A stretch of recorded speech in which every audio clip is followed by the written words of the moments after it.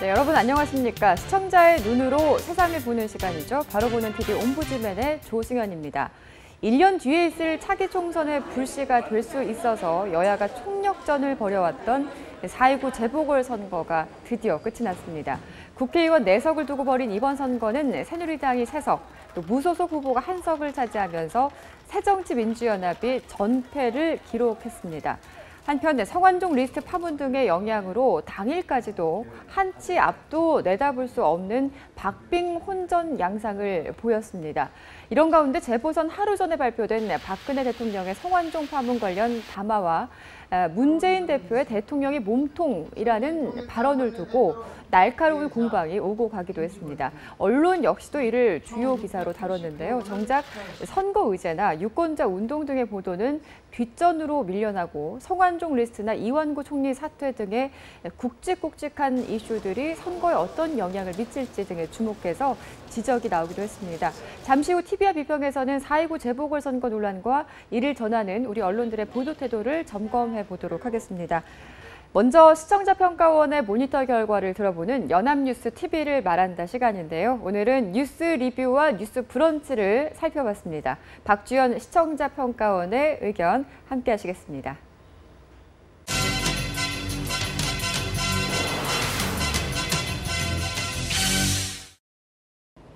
한 주간 방송되었던 연합뉴스 TV의 모니터 내용을 말씀드리겠습니다. 이번 주에는 연합뉴스 TV에서 평일 밤 9시에 방송되는 뉴스 리뷰와 오전 9시에 방송되는 뉴스 브런치를 살펴본 내용을 말씀드리도록 하겠습니다. 24시간 방송되는 보도 전문 채널답게 연합뉴스 TV에서는 국내 정치, 경제, 스포츠 등의 뉴스뿐만 아니라 국제 영역에서 실성 있는 뉴스를 다양하게 제공하고 있습니다. 국제뉴스는 우리나라의 뉴스 영역에서 소홀히 다루어지기 쉬운 부분인데 연합뉴스 TV의 국제뉴스는 현지 특파원들이 직접 보도하는 뉴스들이 주를 이룬다는 차원에서 보도 채널의 장점을 보여주고 있습니다. 이번 주에는 네팔의 지진 사태와 관련된 뉴스와 일본 아베 총리의 미국 방문과 관련된 뉴스들이 주요하게 국제뉴스에서 다루어졌습니다. 특히 네팔의 지진 참사와 관련하여 연합뉴스 TV에서는 직접 현장으로 기자를 파견하여 참사 현장에서 네팔 지진 현장의 현황과 구조 상황 등을 시시각각 보도하였습니다. 예를 들어 4월 28일 화요일 뉴스 리뷰에서는 네팔의 여진이 계속되는 가운데 거대한 난민촌이 된 네팔 카트만두 도심공원과 노숙 생활을 하는 네팔의 한국 교민들의 목소리도 현지 리포를 통해 접할 수 있었습니다. 4월 30일 목요일 뉴스 리뷰에서는 골든타임 이후에 참사 현장에서 구조된 사례들과 네팔 시민들의 정부 항의 시위 관련 내용, 그리고 네팔을 떠나는 우리 교민 현황 등을 현지에서 취재하여 보도하였습니다. 또한 4월 30일 뉴스 브런치에서는 기자가 네팔 카트만두 지역의 병원을 찾아 구조의 손길이 절실한 모습 등을 생생하게 전달하였고 한국 119 구조대의 활동 모습도 카메라에 담아 보도하였습니다. 해외 통신사의 뉴스를 단순히 전달하는 것이 아니라 직접 현장에서 관련 영상과 현지 분위기 등을 취재하여 시청자들에게 잘 전달하였다고 판단됩니다. 이 밖에 연합뉴스 TV는 이번 주 미국을 방문한 일본 아베 총리의 다양한 행보와 관련된 내용을 미국 특파원 보도 등을 통해 잘 전달하였다고 판단됩니다. 아베 총리의 미국 연방 상하원 합동연설과 하버드대 강연 내용, 그리고 오바마 미국 대통령과의 미일 정상회담 결과에서 나온 주요 내용들을 살펴볼 수 있었습니다. 무엇보다도 일본 아베 총리가 우리나라를 비롯하여 주변국에 대한 사과는 전혀 없이 2차 세계대전에 대한 반성과 미국 희생자에 대한 강도 높은 반성을 한 것에 대하여 기자가 비판적으로 지적하는 부분 등은 의미가 있었습니다. 또한 4월 28일 뉴스 리뷰에서는 새로운 미일 방위협력 지침과 관련하여 일본 자위대의 집단 자위권 행사 관련 내용을 상세히 전달하였고 일본 아베 총리의 미국 홀로코스트 박물관 방문과 하버드대 강연에서의 진정성 없는 과거사 관련 발언 내용을 잘 전달했다고 판단됩니다. 이러한 미일 관계 변화의 분위기 속에 우리나라가 취해야 할 입장이나 시각 등도 좀 더 깊이 있게 접근하여 보도하였다라면 시청자들의 이해를 도왔으리라 판단됩니다. 이번 주 뉴스 리뷰의 이슈 펀치 코너에서는 일본 아베 총리의 미국 방문 이야기를 쉽게 잘 풀어서 기자의 시각으로 비판적으로 전달했다고 판단됩니다. 예를 들어 4월 28일 이슈펀치 코너에서는 아베 총리의 미국 방문 시 다녔던 다양한 행보 및 연설 내용에 대한 해석과 비판을 통해 관련 뉴스에 대한 이해를 도왔다고 판단됩니다. 4월 27일 이슈펀치 코너에서도 네팔 지진 사태 관련 내용, 검찰의 고 성완종 경남기업 회장의 금품수수 정치인 리스트와 관련된 수사 내용도 잘 짚어주었다고 판단됩니다. 이번 주 진행되었던 이슈 펀치처럼 앞으로도 이슈 펀치 코너가 선정한 이슈에 대하여 분명하면서도 날카로운 시각의 해석과 평가를 제시하여 시청자의 이해를 잘 도와주길 기대해 봅니다. 또한 연합뉴스TV는 다양한 국제 뉴스를 전달하여 시청자들이 국제 이슈를 비판적, 종합적으로 읽는 데 도움을 주어 왔다고 판단됩니다. 무엇보다도 국제사회의 동향을 신속하게 파악하고 관련 뉴스를 이해할 수 있도록 중요한 역할을 담당해 왔다고 생각합니다. 국제뉴스의 심층화, 전문화를 통해 연합뉴스TV가 국제보도 영역에서 가진 역량을 확장해 나가길 기대해 봅니다.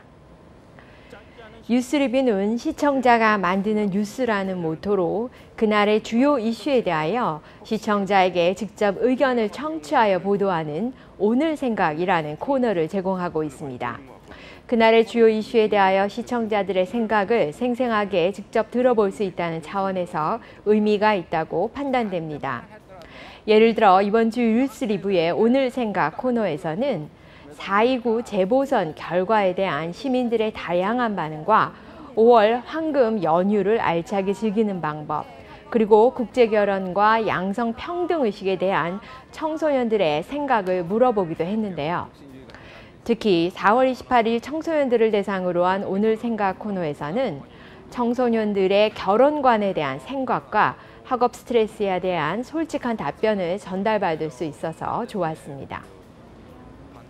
오전 9시에 방송되는 뉴스 브런치는 주요 이슈들에 대하여 관련 전문가들이 스튜디오에 나와서 이슈에 대한 의견을 제시하며 해석하는 코너를 제공하고 있습니다.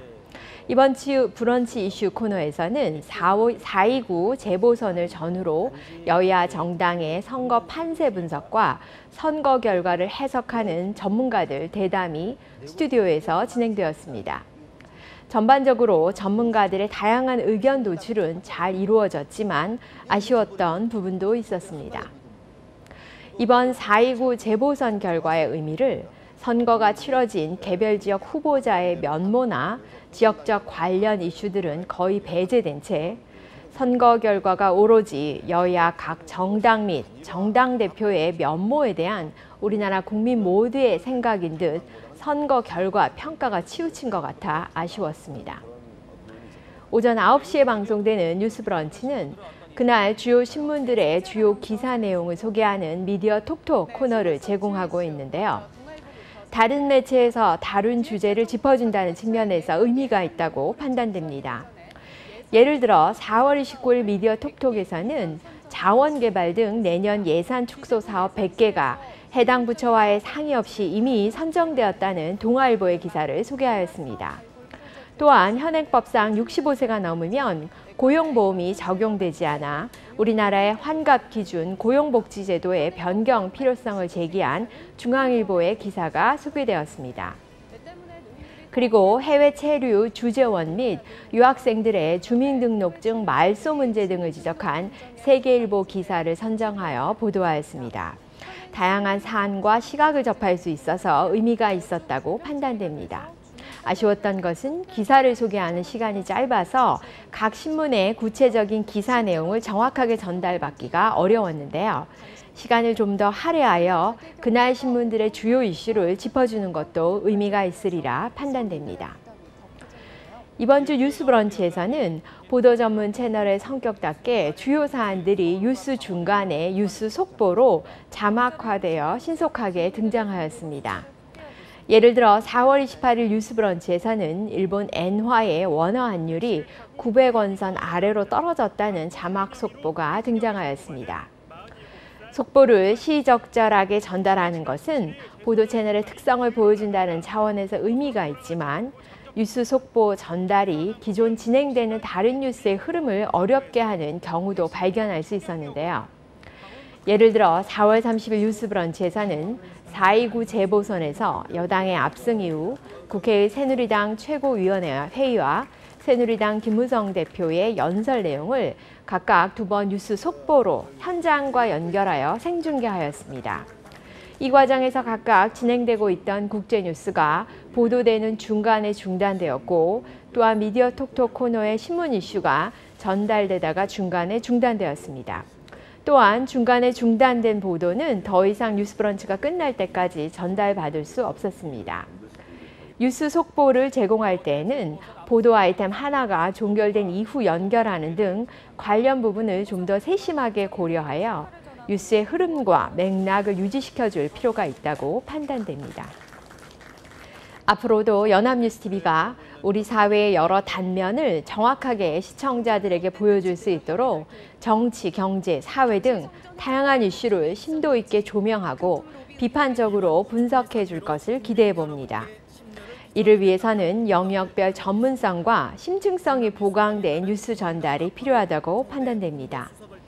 주요 현안 및 쟁점을 중심으로 심층적인 뉴스가 주요하게 고려된다면 연합뉴스TV가 시의성과 심층성을 갖춘 보도 전문 채널로서 그 위상을 자리매김하리라 판단됩니다.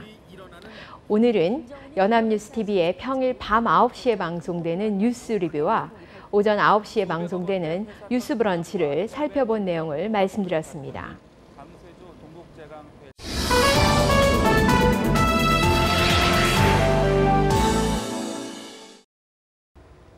네, 연합뉴스TV에서는 뉴스 이외에도 다양한 제작 프로그램들을 방송하고 있는데요. 대학생 평가원들의 시청 소감을 들어보는 시간입니다. 캠퍼스 TV 리포트, 오늘은 하모니를 살펴봤다고 하는데요. 노세창, 장혜원 학생의 의견 함께 하시겠습니다.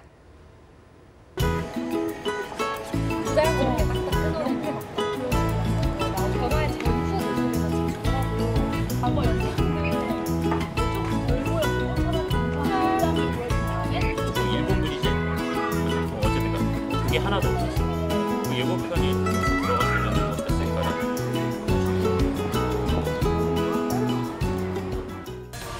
이번 주 캠퍼스 TV 리포트에선 매주 토요일 오전 8시 30분에 방송되는 하모니에 대해 말씀드리겠습니다. 하모니는 최근 늘고 있는 다문화 가족들이 우리나라에서 어떤 모습으로 살아가는지를 보여주는 프로그램입니다. 지난 4월 25일에는 하모니 희망의 집 28번째 주인공이었던 한송이 씨 편이 방송됐는데요. 지난 2월 방송에서는 16년 전 필리핀에서 한적한 시골 마을로 시집와 시어머니를 모시고 3남매와 함께 지은 지 70년이 지난 낡은 집에서 생활하고 있는 한송이 씨의 삶이 어떻게 변화했는지를 보여줬습니다. 먼저 한송이 씨가 생활하는 모습을 간략하게 보여주는 인트로 장면으로 옛 필름 영화를 보는 것처럼 연상하게 하는 형태를 잡은 것은 몰입도를 더 높여줬습니다. 이처럼 서민들의 삶에 들어맞는 옛 필름화면 기법을 사용함으로써 따뜻한 다큐멘터리라는 느낌도 살리고 친근함도 높일 수 있었습니다. 또한 다큐 초반부에서는 예전 송이 씨네 집과 새로운 집을 비교해서 보여주어 현재의 상황과 선명한 대비를 느낄 수 있었습니다. 지난 방송을 보지 못한 시청자도 충분히 변화를 이해할 수 있게 구성되어 좋았는데요. 하지만 현재 바뀐 집의 이야기보다는 과거 방송분이 더 많이 담겨 지루함이 느껴졌습니다. 바뀐 상황과 환경에 더 많은 비중을 두었다면 의미가 깊어지지 않았을까 하는 아쉬움이 남습니다. 보수 솔루션을 진행하는 분들이 직접 송이 씨네 집을 방문한 장면에선 어떤 부분을 어떻게 개선할 것인지에 대한 자세한 설명이 있어 이해하기 쉬웠는데요.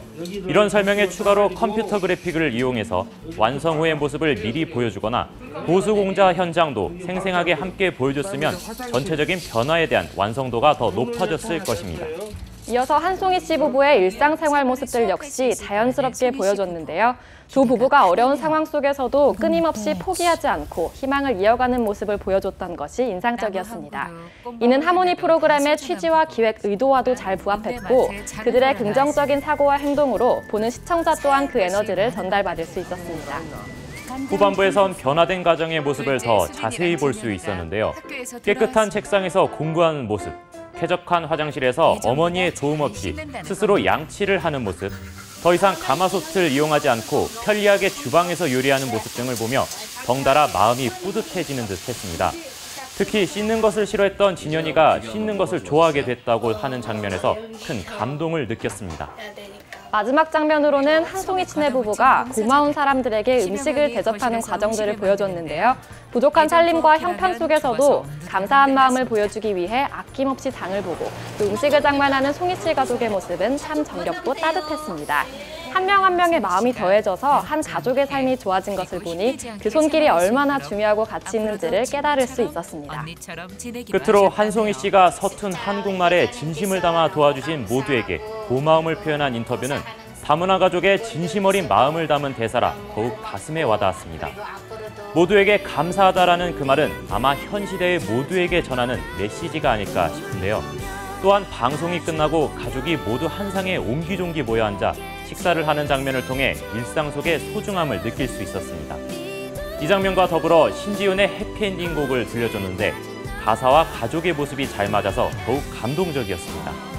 이번 프로그램에서는 특히 배경음악 선정이 상황과 알맞게 이뤄져 몰입도가 더 높아질 수 있었습니다. 전반적으로 희망을 전달한다는 하모니라는 프로그램의 취지가 시청자들에게 잘 전달되었다는 느낌이 들었습니다. 타인에게 관심이 적은 현대사회 속에서도 여전히 따뜻한 손길들과 마음은 남아있다는 것을 느꼈는데 아마 이 작은 불빛이 우리 사회를 더 따뜻하게 만들어줄 힘이 아닐까 생각됩니다. 지구촌 사회를 맞아 다문화 가정은 더욱 증가하고 있습니다. 하지만 여전히 다문화 가정에 대한 인식은 크게 개선되지 않고 있어 보입니다. 이런 상황 속에서 프로그램 하모니를 통해 더 많은 사람들이 먼저 따뜻한 손길을 건넬 수 있는 그런 진실한 하모니로 어우러진 사회가 되기를 기대해봅니다. 이상으로 캠퍼스 TV 리포트였습니다.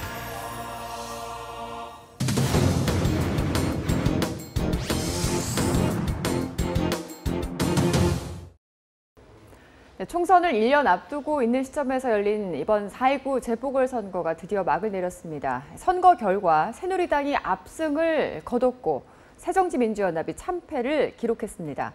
선거 참패 책임론이 대두되면서 모든 언론들이 이번 결과에 대한 분석을 내놨는데요.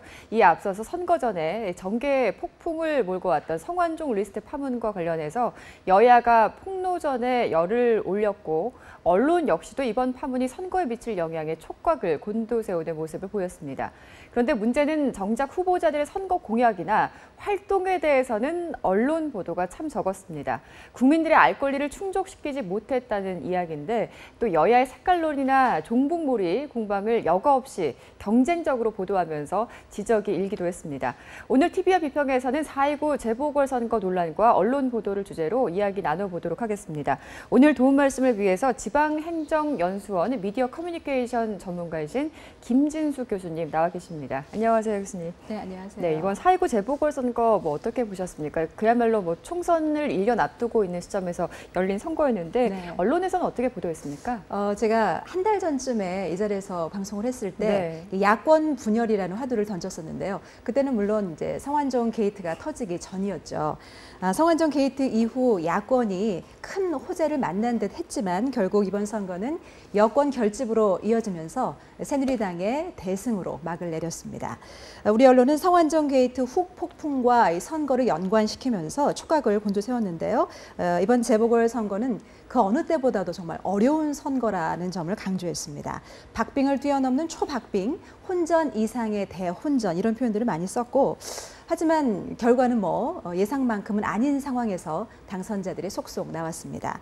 새정치민주연합에게 돌이킬 수 없는 쓴 잔을 돌려준 서울 광주, 서울에서 무소속 천정배 후보의 당선 소식이 가장 먼저 전해졌고요. 성남중원의 신상진 후보가 그 다음, 그리고 인천 서구 강화의 안상수 후보, 또 서울 관악을 오신환 후보의 당선 소식이 차례대로 보도됐습니다.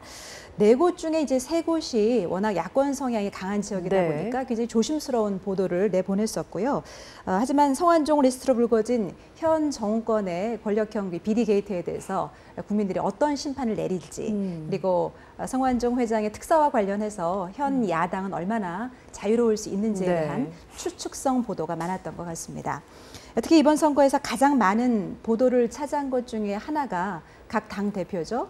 김무성 문재인 대표의 정치 행보, 일거수 일투족이 아니었을까 싶은데요. 이번 선거에 두 대표 역시 물론 올인을 하셨습니다.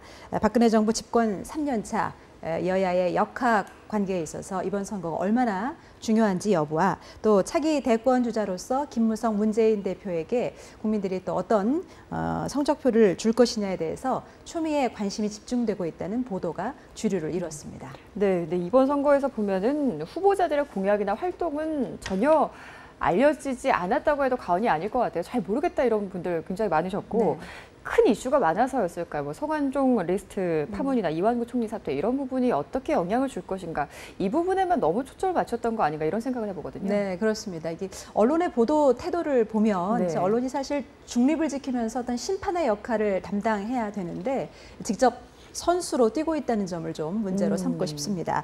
후보와 관련된 정확한 정보, 그리고 유권자들의 요구사항, 뭐 선거에 대한 관심, 참여 유도, 또 뭐 불법 선거에 대한 감시 활동까지 언론의 역할이 굉장히 많지 않습니까? 그런데도 후보자와 유권자 사이에서 언론이 어떤 중간다리 역할을 한다는 이미지보다는 선거 판세를 어떻게 점쳐서 누가 우위를 차지하느냐만 관심을 기울이는 모습을 좀 볼 수 있었습니다. 그렇다 보니까 선거의 쟁점은 사라지고 정작 후보들이 각 당 지도부에 가려져서 보이지 않는 모습이 좀 보일 수 있었고요.